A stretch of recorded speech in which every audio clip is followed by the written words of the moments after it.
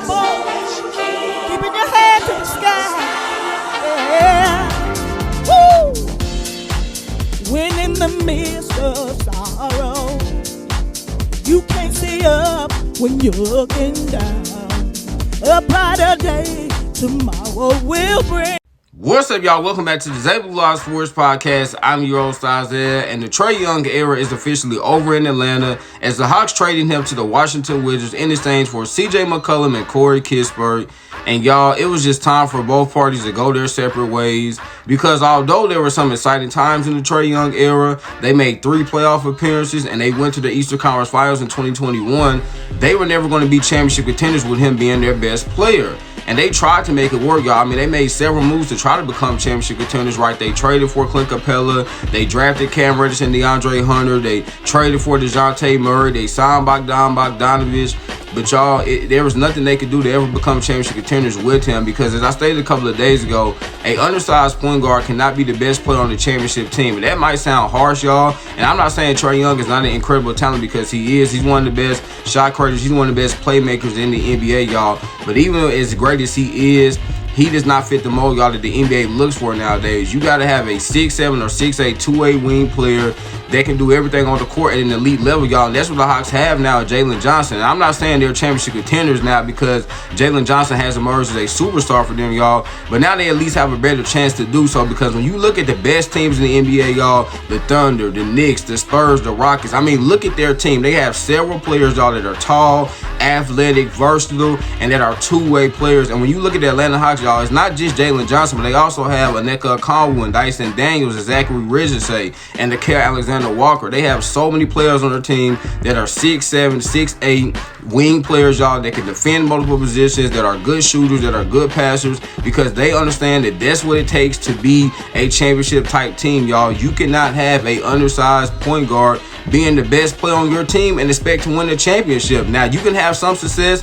You can win some games. You can score a lot of points, y'all, and that's what the Hawks did. Again, I'm not saying they didn't have success in the Trae Young era, but they were never going to be able to reach the ultimate success, y'all, of winning the NBA championship because he just does not fit the mold, y'all. Players of his caliber, you have to have, you know, a wing-type player next to them, you know, to really get the best out of them, y'all. And unfortunately for the Hawks, they weren't able to find it early on in his career. They found it, you know, at the tail part of his tenure with them, y'all. But by then, once Jalen Johnson emerged as a superstar for them, it didn't make sense to have Trae Young anymore. Why? Because now Jalen Johnson, he's kind of been a de facto point guard. And then you have Dyson Daniels, who also can handle the ball. And then you have Nickeil Alexander-Walker, who can also handle the ball, y'all. So it didn't make sense to have Trae Young anymore because what's his best skill set, y'all? His playmaking ability. But if you already have guys on the roster that are really good playmakers as well now he doesn't fit in with that because, as we know, Trae Young cannot play off the ball, y'all. So he was just no longer a fit on this team, on this roster. It's kind of unfortunate because, again, he did a lot of great things for this organization, y'all. I mean, a 4-time All-Star, right? Led them to the Eastern Conference Finals, hit so many big shots for them, made so many big plays for them, y'all. But it was just simply time for both parties to go their separate ways. And I think they realized, y'all, I mean, the Hawks organization realized that they, you know, were just a different team now. They no longer needed his services. I think he saw that, yeah, they've kind of, you know, given the keys to Jalen Johnson. I don't really fit, you know, part of this team anymore. I don't fit into the equation anymore, y'all. So it's not like they ended this, you know, ended their relationship on bad terms. And sometimes this is what happens when you have a superstar or type player like Trae Young, y'all. When he requests a trade, you know, it can get really messy. The fans get upset. The organization could be upset with him, y'all. But this was a divorce that both parties wanted because they just saw, you know, that they no longer needed one another, y'all. So I like this trade for the Hawks. Now, I will say this. I'm shocked they were not able to get a first-round pick, y'all. I mean, even just one first-round pick out of this trade because, again, Trae Young is 27 years old. He's in the prime of his career. He's a 4-time All-Star. He's one of the best shot creators and playmakers in the NBA, y'all. And they couldn't even get a first-round pick for him. So this just really shows me and should show all of us that they were just eager to get rid of him, y'all. And this is really a salary dump type trade because, as we all know, they are really looking to pursue Anthony Davis, y'all. Because, again, they want to just continue this identity of having, you know, these tall, athletic, two-way, versatile type players. We know AD, he's one of the best two-way players in the league. Obviously, he, you know, he's not on the younger side. He's going to be 33 in March, but he's still one of the best two-way players in the league. So he would fit into the type of player that they're looking for, y'all. So this was just a salary dump. Again, they were just eager to get rid of Trae Young. They could have definitely probably got a better deal, y'all. I mean, I think they could have maybe, tried to get one of the other, young players on the Washington Wizards instead of Corey Kispert. Because no disrespect to Corey Kispert, but he's just a role player. And then CJ McCollum, y'all, is actually still a really good shot creator. He's still a really good playmaker himself. But he is 34 years old. But he will provide some good playmaking for the Hawks this season, y'all. But again, the Hawks were just so eager to get rid of Trae Young, so they didn't care if they didn't get a first-round pick, in return for him. But I do like this trade for them, y'all. And then for the Washington Wizards, I get why they did this, right? I mean, he's the biggest star they've had since John Wall. We know for years that they've been looking to find their franchise point guard, y'all, and he's going to do that. I mean, again, Trae Young is a great passer. He's a great shooter. He's a great shot creator. And when you look at the young players they already have on their team, like Bilal Coulibaly and Keyshawn George and Trae Johnson and Alex Sarr, y'all, they believe that he's going to be able to, really aid in their development. He's going to be able to help them in a tremendous way, y'all. And I think he will.